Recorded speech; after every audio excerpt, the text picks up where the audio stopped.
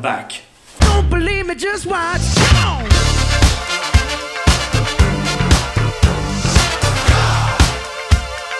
Don't believe me, just Salut à watch. tous et à tous, et quel plaisir de se retrouver, je sais pas où, ça fait vraiment plaisir Ça fait Arthur. longtemps, ça fait plaisir. Ah, ça fait longtemps. Ah, voilà, on est d'accord. Donc, émission de reprise, émission un peu spéciale, puisqu'aujourd'hui on est donc au cinéma de Toussy, hein, le Cinélux nous accueille, hein, merci à eux. Qui est vraiment un bel endroit. Rodolphe, qui est derrière la caméra. Salut. Salut. Voilà. Qui est Donc, vraiment un bel endroit, non, ça déconne. Hein. C'est Ouais. c'est actif, c'est convivial et tout. Franchement, sans fou. C'est très très classe. Oui, Ouais. de toute façon, je pense qu'on va revenir assez fréquemment. Donc voilà, c'est une petite intro tout simplement pour vous présenter le nouveau concept. On va attaquer tout simplement avec les infos du mois comme d'habitude. Il y aura le premier objet geek qui concerne un objet que Erwan vous a apporté. On continuera donc avec donc les sorties Blu-ray, toute nouvelle rubrique. Voilà, et on va discuter un petit peu sur ces sorties-là.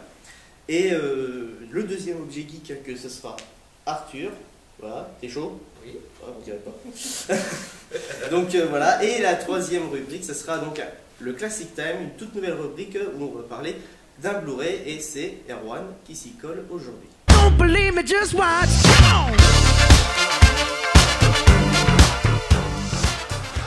Donc nous voilà donc dans les infos du mois. On va commencer comme d'habitude avec le côté cinéma comme d'habitude. Ouais.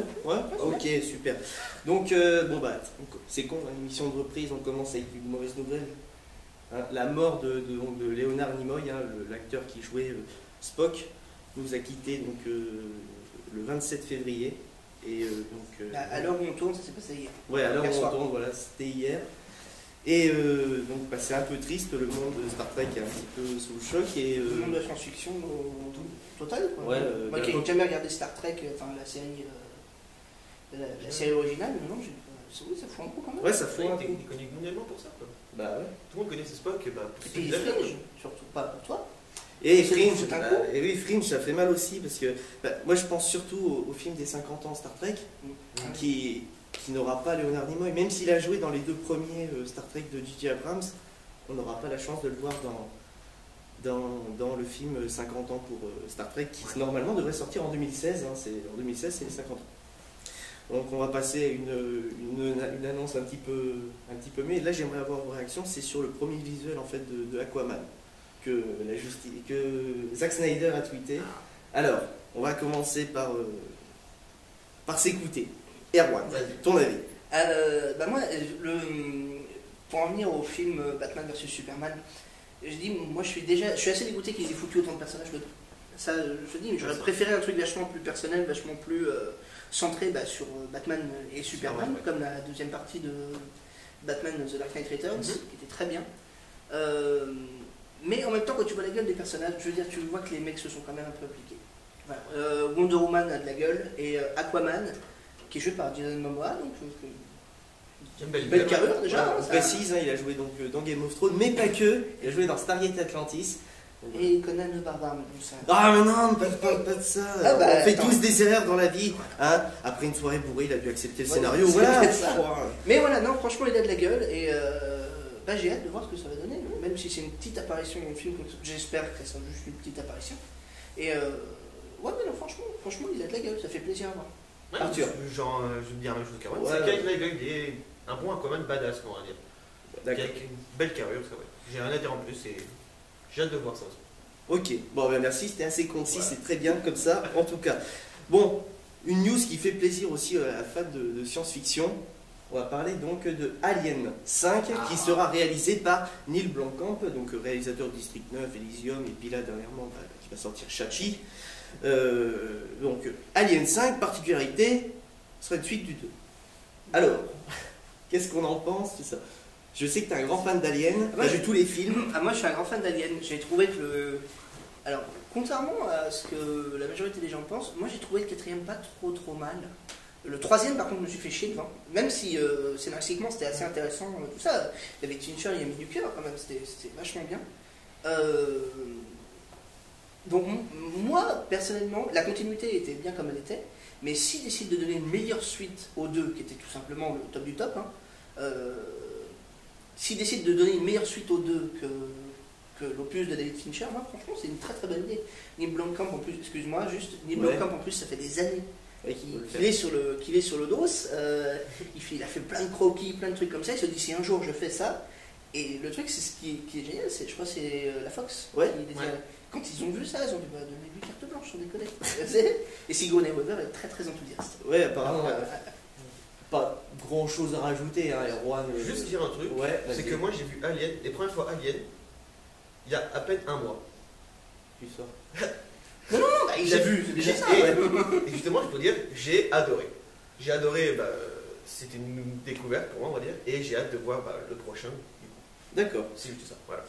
Donc bon, là on va attaquer dans le badass de badass, hein, on change de news, hein, voilà, donc voilà, on va parler de l'affiche de Avengers 2. Je vais demander l'avis d'Arthur en premier sur le dos. Voilà, bon, et en ce moment là ils sortent sur les réseaux sociaux les affiches personnages. Ouais. On a pu voir Iron Man, Hulk, Nick Fury, Thor et Black Widow. Donc voilà, pour le moment, l'affiche en elle-même, vous en pensez quoi? Ça a pas mal réagi en tout cas sur les réseaux sociaux. Moi j'en ai parlé pas mal avec des gens. Et voilà, ton avis? Ça donne envie. Ça donne envie parce que tu vois sur l'image, que ça c'est pas genre une guerre, mais ça annonce plus lourd que le premier, je trouve. Ouais. Je sais pas comment expliquer ça. Bah moi je l'ai trouvé vachement lourde, l'affiche. Ouais. Tu Mais vois, je- c'est elle c'est annonce- dans le badass. Ouais, elle annonce plus que la première Avenger, je trouve. Elle t'annonce plus un truc qui va annoncer quoi. Genre. Je sais pas. Moi, l'affiche du premier était vraiment Magnifique. Ouais. Elle était très bien, Ça fait je trouve. Excuse-moi. C'est vrai qu'on voit tous les Avengers sur la même affiche, c'est vrai que ça fait plaisir. Voilà, l'affiche du premier était très bien la première fois, la ville en ruine, tout ça, chacun dans une position assez classe. Là, on les a tous d'un seul coup, en bloc, mais c'est donc l'idée du truc. Ils sont tous cernés par les Ultron-bots, donc c'est normal qu'elles soient chargées. Après, est-ce que c'est une très très bonne idée de marketing? Parce que c'est vrai qu'on a du mal à les faire trouver. Moi, je trouve en tout cas que c'est une excellente idée de garder secret encore le look total de The Vision, parce qu'on le voit encore juste de loin sur l'affiche. Donc moi je trouve que c'est un très bon choix. Et l'affiche en elle-même est sympa. Après elle est peut-être moins esthétique que pour le premier film. Et concernant les affiches individuelles, elles sont déjà beaucoup plus jolies. Parce qu'elles sont aérées, on voit le personnage, on voit chaque personnage avec beaucoup de détails. C'est super classe, franchement. Les affiches personnages sont vachement plus jolies. que les Oui, affiches, je trouve aussi. Moi je trouve aussi. l'affiche Les affiches principale. perso. Donc voilà quoi. Et ben on va passer tout de suite donc au côté série là. Alors on va attaquer donc par une fiction française que j'avais envie de parler parce que bon c'est vrai qu'elle divise un petit peu en ce moment sur la toile. On va parler de Péplum. Donc j'ai regardé le premier épisode de Péplum, hein, donc l'heure 30 de Péplum. Je crois que c'est les 5 premiers épisodes puisqu'il y a 3 épisodes de prévus Ils sont d'1h30. diffusés d'1h30. Ah ouais, c'est des longs formats les épisodes, D'accord. c'est 1h30. En fait, c'est des petits chapitres dans l'épisode et ça fait un gros épisode d'1h30. Mais ils ont diffusé ça en première partie de soirée. Ah, Enfin, prime je veux dire, time, prime time, bah oui, prime time, D'accord, M6. ah ouais, d'accord. Je voulais souligner la qualité visuelle de Péplum pour une série française, ça envoie du pâté. Hein. Mais violent. On est sur de la très très bonne production, les effets spéciaux et les décors sont magnifiques. Performance de Jonathan Lambert que j'aime beaucoup, qui est là en Maximus. Voilà quoi. Après, personnellement, c'est incomparable. Je dis ça en tout cas pour ceux qui l'ont comparé à Kaamelott, en tout cas sur TPMP, ils l'ont fait. C'est incomparable à Kaamelott. Pas du tout le même format, pas du tout le même humour, pas du tout la même production, pas du tout la même mise en scène. Alors, on n'est pas du tout sur les mêmes choses. Justement, parlant de mise en scène, est-ce que c'est une série à sketch ou pas? Alors, une série à sketch, c'est en gros, tu veux dire, en gros, il y a un sketch et après c'est. Bah, regarde, Kaamelott Café, ouais, Kaamelott. Bah, Kaamelott, justement. Ouais. Est-ce que ça ressemble à du Kaamelott, tu veux dire, dans sa construction? C'est Non. un sketch, c'est une petite histoire, un petit sketch, une petite vanne qui dure un épisode et puis. Non, en fait, c'est plus une petite histoire qui dure et dans cette histoire, ils essayent d'être drôles. Toutes les vannes ne marchent pas. Mais bon, en un sens, ça se saurait quand même. Mais il y a vraiment des vannes qui sont vraiment très très drôles et les acteurs sont vraiment vraiment bons et s'investissent en tout cas dans le projet. J'espère qu'on aura d'autres épisodes en tout cas de Péplum. Si M6 nous regarde, je ne crois pas, mais vaut mieux produire Péplum que tout peut arriver. Moi je vous dis ça. On va parler donc de Arrow et sa spin-off. Je ne te poserai pas la question sachant que tu n'es pas à jour. Pas encore, non. Arthur, le spin-off te donne envie ou pas? Ça donne envie, mais ça fait bizarre de dire qu'ils vont faire une série avec toutes les séries réunies. Enfin, Flash et Arrow réunis dans une même série. En fait, c'est une team-up. Hein. Ouais. C'est Atom, Captain Cole, voilà. Tous, je le dis tous ceux qu'on pour voit les viewers en fait. tous ceux qu'on voit dans Flash et Arrow, quoi. Mais ça donne grave envie. Ah, moi, ça T'as envie de les voir, mais t'as pas, j'ai pas envie de dire ça fera un genre de Justice League, mais un petit peu quand même niveau série, quoi. T'as un petit groupe. Ça y ressemble. C'est un petit groupe. C'est Ouais, pas ça- du tout ça donne- le- ouais. ça aura pas du tout le titre Justice League. Non, parce que pas c'est du tout, ouais. ça. Mais par contre, ça y ressemble C'est vraiment. c'est genre un petit groupe de super-héros, quoi. Ça donne vachement envie, quoi. Juste pour dire quand même que quand on voit le dernier épisode de Arrow Ah oui. et que Oui. ils annoncent ça juste après, ça donne lourdement envie. Oui, surtout oui, que c'est ce que j'allais dire, je voulais pas spoiler, mais quand tu vois le dernier épisode de Arrow, oui. ça donne lourdement Ouais, ouais. envie. Ça donne lourdement envie. Donc là, on va parler de quelque chose que tu as vu et qui te tient à cœur, c'est Agent of Shield. Ils ont sorti une affiche Ah, poster. oui, ouais. Voilà. Donc Excellent. qu'est-ce que t'en as pensé? Tu l'as vu l'affiche? Oui, moi j'ai vu l'affiche. Je suis très très impatient qu'ils reviennent parce qu'il y a une très très lourde pause. Oui. Et là ils reviennent ce mois de mars là. Ouais, Le 3 mars, Là, là, tu vois, dans quelques jours. Donc je suis très très impatient de voir ce que ça va donner. Puis l'affiche met l'eau à la bouche parce que ça dévoile un petit peu plus sur l'avenir de Reina. C'est pas vraiment une série, mais j'avais envie qu'on en parle. Voilà, en ce moment, il y a un court-métrage qui fait un petit peu polémique en fait sur le web. C'est le court-métrage Power Rangers. Donc dedans, il y a James Van Der Beek qui joue dans Dawson. Voilà, peut-être qu'il l'a réalisé, je sais pas trop. En tout cas, voilà, je voulais qu'on en parle. Je voulais vous le conseiller parce qu'apparemment les images sont superbes. Et au niveau de du darkness, là, les Power Rangers qu'on connaît, en tout cas de façon japonaise, tout ça, ils ont pris un coup de vieux. Faut vraiment aller voir. C'est un petit peu c'est beaucoup plus réaliste. Là, c'est t'avais quelque chose. Ouais, niveau court-métrage, j'en ai vu deux. Moi, c'est derniers temps. Il y en a deux m'ont émoustillé. C'est-à-dire qu'il y en a un, c'est un court-métrage sur Red Dead Redemption. Oui, qui j'en ai s'appelle entendu Seth parler, je Rogen. l'ai pas vu, mais apparemment il envoie du pâté. Il est super. Ah, faut que je le regarde. Oh, Le- faut que je les regarde. plans, même le personnage qui ressemble bien à John Marston, et ça, les décors, les costumes, tout, franchement, c'est parfait. C'est superbe, c'est génial, c'est voilà. Et un autre, donc ça, par contre, c'est un fan film qui sera en plusieurs épisodes. J'avais vu la bande-annonce il y a longtemps, ça mettait vraiment l'eau à la bouche. Il s'appelle Light of Hope. Dragon Ball Z. Et Ouais. c'est sur Si, j'allais en parler juste après. c'est Bien. le court-métrage donc sur le Trunks du futur, dans le futur. Il est génial. Et enfin, du coup, c'est un Ah épisode, et franchement, Le pilote est vraiment ça énorme. envoie du pâté. Ah ouais, violent. Il y a de la. Je veux dire, il y a L'action. du talent, il y a tout. Ouais, c'est c'est bien bien, ça, ça. franchement, c'est Voilà. gigantesque. Vous voyez, les réalisateurs de Dragon Ball Evolution, c'était pas compliqué, merde. Putain. Bon, on se calme. Bon, allez, on va se retrouver tout de suite après avec le premier objet geek, et c'est Erwan qui le présente. C'est moi. Ok, donc c'est parti en tout cas pour le premier objet geek. Erwan, je te laisse la parole. Et donc voilà.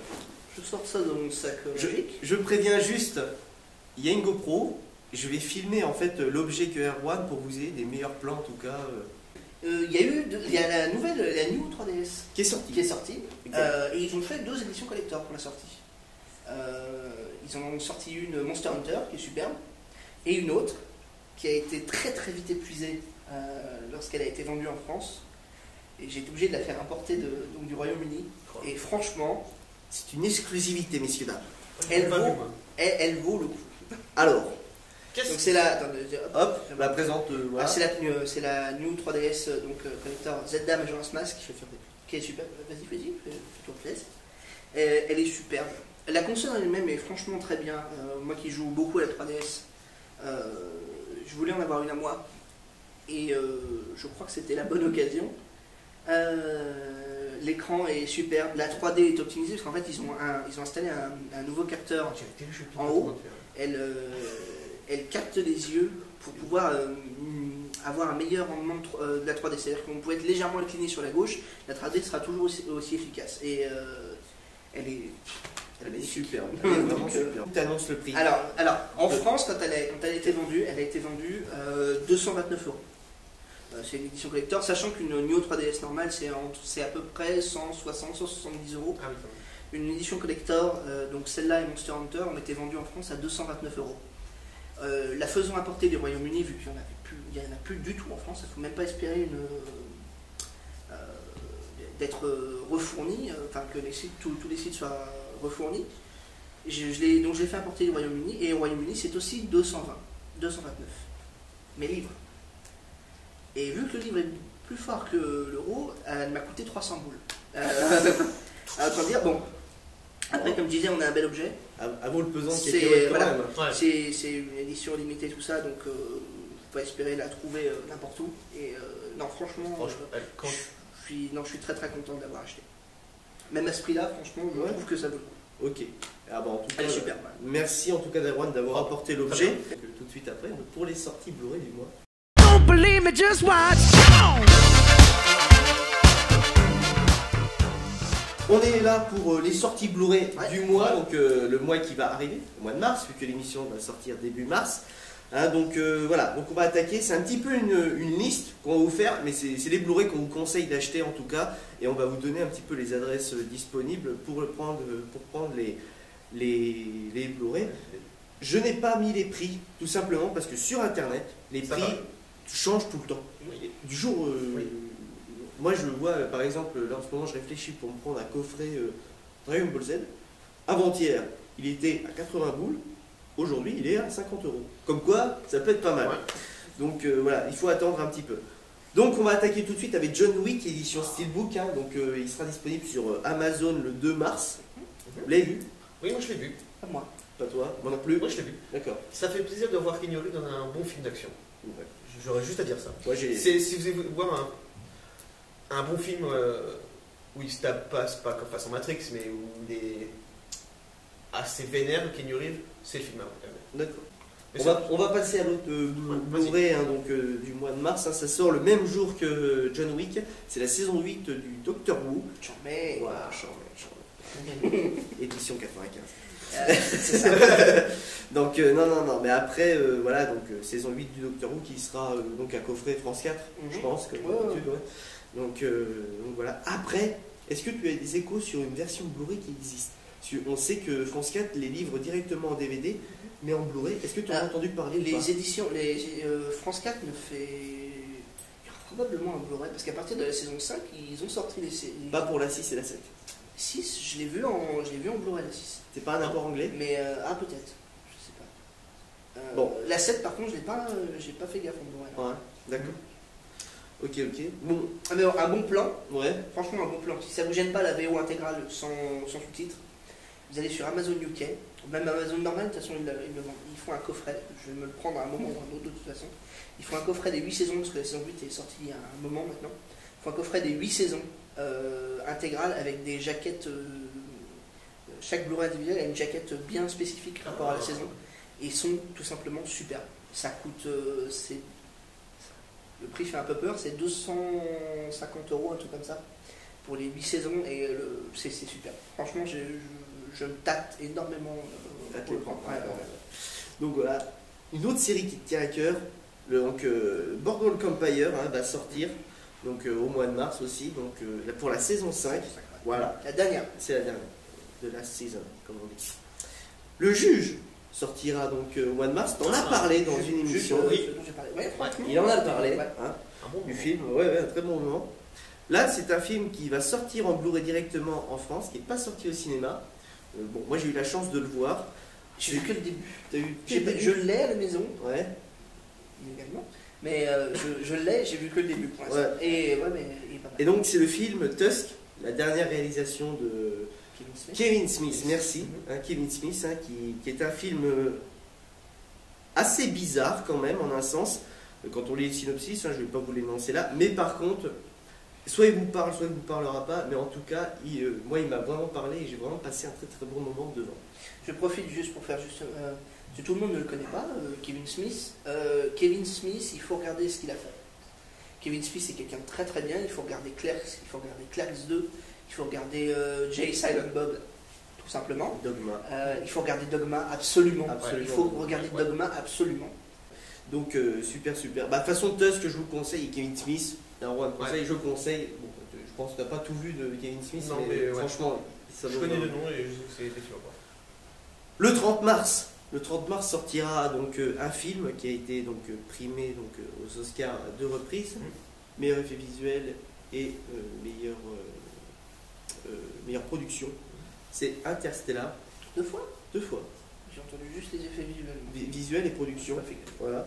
Donc voilà, il sort le 30 mars. Et le 30 mars, on a un film français, Astérix, le domaine des dieux, et sur Amazon.fr, hein, notre Amazon à nous, vous aurez la possibilité de prendre une édition collector, hein, donc, qui est à moins de 40 €, 36 € à peu près hier soir. Quasiment le même prix qu'un Blu-ray. Voilà. Ouais. Un Blu-ray 3D, voilà. Et donc il y aura donc dedans le Blu-ray 3D, Blu-ray normal, DVD. Il y aura un livret sur le film de 75 pages à peu près et 3 pièces de la monnaie de Paris pour les collectionneurs, totalement inédites. Hein. Ce sont des pièces qui ont été faites pour le coffret. Donc voilà. Et donc là on va passer au deuxième. Très joli. Ouais, le coffret est très joli, Ouais. ouais. Vraiment, vraiment très très joli. On va passer donc le deuxième objet geek, hein. Donc voilà, c'est terminé pour les sorties du mois. J'espère que ça vous aura plu et donc n'hésitez pas à réagir en tout cas dans les commentaires de la vidéo. Nous voilà donc dans le deuxième objet geek, hein, de l'émission. Je tenais à m'excuser en tout cas auprès du public qui a pu être choqué, terrible, d'une erreur de ma part sur Interstellar au niveau des Oscars. Il a eu un Oscar et je suis vraiment désolé, je tiens à m'excuser profondément à toutes les personnes qui ont été choquées. Donc La France te remercie. voilà, je suis vraiment vraiment désolé. Donc voilà, on va se retrouver donc pour le deuxième objet maintenant. Ouais, alors- J'ai sorti la GoPro, comme d'habitude, Alors, je vais essayer de vous faire des plans. Vas-y. Alors moi, avant de le montrer, comparé à celui d'Erwan, c'est plus un objet à collectionner que me dire une console ou un truc à jouer. Et donc, pour les fans de Supernatural, qui ont pu voir ça dans la saison 9, c'est la première lame. Tiens, vas-y. Vas-y, je vais te faire les plans et vas-y, explique un petit peu. En fait, Alors, cette la lame, première lame, alors, pour résumer à peu près la saison, j'ai pas envie de spoiler, mais il faut un peu quand même pour expliquer. Dans la saison 9 de Supernatural, ils doivent chasser un chevalier de l'enfer. Et pour ça, ils peuvent pas le tuer normalement, ils ont besoin de la première lame qui appartenait à Cain, de la légende Abel et Cain, bref, il a tué son frère avec ça. Et tu tues un chevalier de l'enfer avec ça. Et dans la série, dans la saison 9, Cain ne veut pas tuer. Donc il donne la marque de Cain à Dean. Et après ils partent à la recherche de la première lame.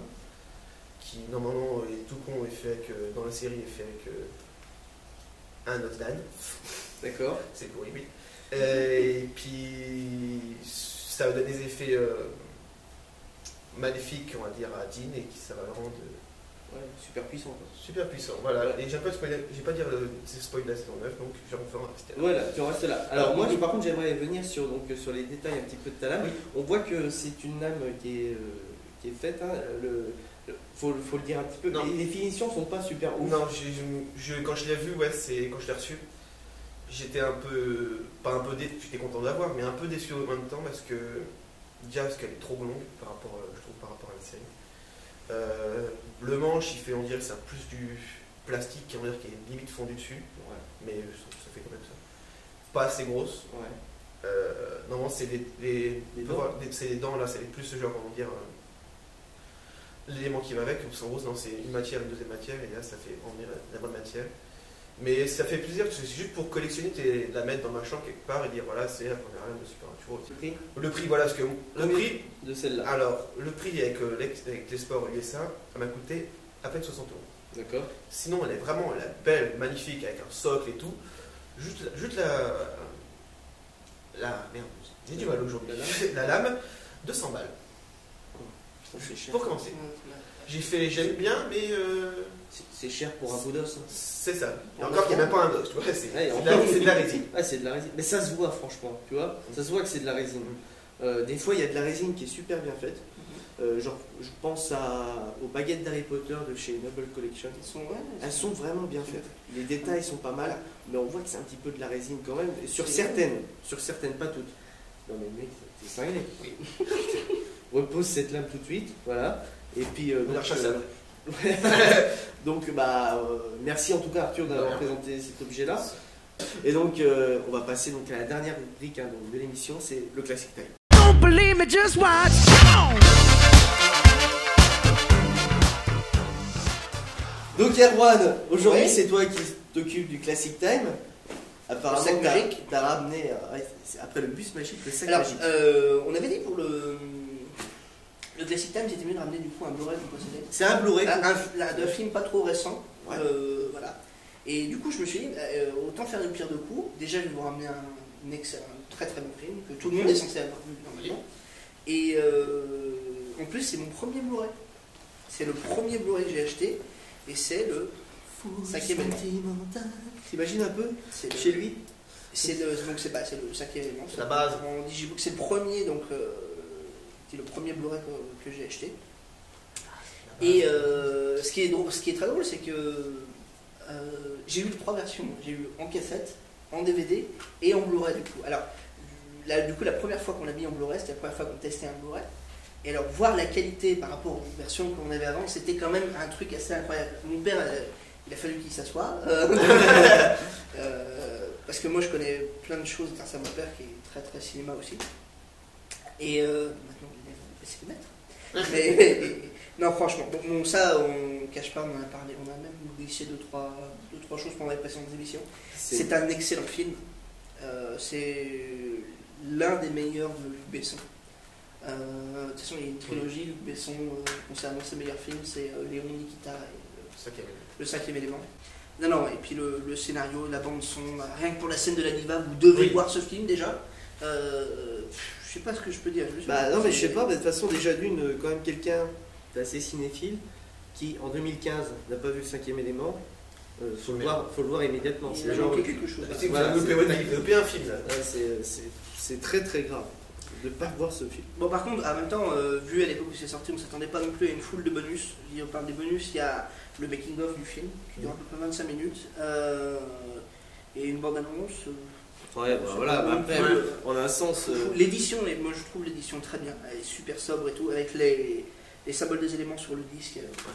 Voilà. Non, franchement, ça vaut pas. Et bah merci en tout cas Erwan d'avoir amené le 5e élément. Voilà. Bon, on va vous le dire pour la prochaine émission, donc le Classic Time, ce sera Arthur qui va ramener. Tu dis pas le film, Non. ça va, on dévoilera le film en fin d'émission la prochaine fois. Donc en tout cas, merci de nous avoir suivis. En tout cas, c'est la fin du Coffee Time Show. Donc Coffee Time Show qui est devenu une émission vachement actualité après la nouvelle formule qu'on essaie d'instaurer. J'espère que ça vous aura plu. J'espère que vous allez encore continuer à nous suivre, vraiment. Et bon, bah, comme la fin d'émission approche, Erwan a une petite annonce à faire par rapport en fait à la suite du Coffee Time Show. Les viewers t'écoutent. Alors, comme vous l'avez dit, on avait divisé le Coffee Time Show en 2 parties. Coffee Time Show, j'ai demandé à Dimitri ce que représentait le Coffee Time Show pour lui. Donc c'est un truc d'actualité où on donne son avis, où on partage des choses, etc., etc. Il y avait plein de choses qu'il voulait ajouter. Et, le problème, il y avait un problème de temps. Après. Ouais, carrément. Donc là, c'est imposé le découpage en 2 parties. Et je lui ai dit, mais écoute, il y a quelque chose qu'on peut faire, c'est que Coffee Time Show devient vraiment le symbole que tu voulais donner. L'actualité, les informations, etc. etc. Et c'est ce qui s'est passé du coup. Et le partage donc avec les objets geeks, le Classic Time, etc. etc. Il dit, et si la deuxième partie devait avoir sa propre identité du coup, récupérer ce qui est les critiques en elles-mêmes, les critiques de cinéma, quelque chose vachement plus pop, un peu plus péchu, etc., etc. Et quand je lui ai proposé l'idée, Dimitri avait déjà dans l'objectif de me confier une émission, de me confier un petit bout, un petit truc à partager sur la chaîne. Ouais, sur la chaîne. Et quand je lui ai lancé l'idée, il m'a dit bah, écoute, fais-le. Donc je vous annonce que la deuxième partie, du coup, c'est plus vraiment une deuxième partie vu qu'elle a sa propre identité. Voilà, c'est une toute nouvelle émission. C'est une toute nouvelle émission donc, qui sera présentée par moi et elle s'appelle Tea Party. Il y aura des sketchs, des fausses pubs, je comptais découper le milieu de l'émission avec 1 ou 2 fausses pubs, des trucs qu'on aura préparés, des trucs assez écrits, et pour essayer de vous faire kiffer. Nous on va adorer faire ça de toute façon, on le sait. Dit, mais on espère que vous, il y aura du rire, on va faire ça avec du rythme, de la musique, tout ça. On va faire quelque chose d'assez fort, d'assez rythmé. Et on espère que ça vous plaira. Donc voilà. Donc voilà. Et ben on se dit J'espère que je serai à la hauteur après, en tant qu'animateur, après Tu pars. le monsieur à ma droite. Donc, eh ben, en tout cas, bah, ça, moi je suis vraiment chaud pour faire cette émission-là. Et on va se dire, on va se quitter. En fait, ça y est, c'est déjà la fin de l'émission. On va se quitter. On va se retrouver très vite en fait pour Tea Party, une émission d'Erwan. Alors, juste dire quand est-ce qu'elle sera diffusée à peu près. Vu que Coffee Time est diffusé en début de mois, on pensait la diffuser à peu près vers le milieu. Milieu, un peu avant la fin, vers le milieu du mois, comme ça réduit vraiment le temps d'attente entre chaque émission. Et ben merci Erwan. Bon allez, on va se quitter, on vous laisse. Abonnez-vous à la chaîne, ça fera toujours plaisir. Et puis continuez-nous à nous suivre sur les réseaux sociaux. Merci beaucoup, vous êtes énorme. Allez, c'est bien. Ciao. Oh là là, merci. This is that ice cold Michelle fight for that white gold. This one for them hood girls, them good girls, straight masterpieces. Stylin', wildin', living it up in the city. Got Chuck's on with Saint Laurent, gotta kiss myself, I'm so pretty. I'm too hot.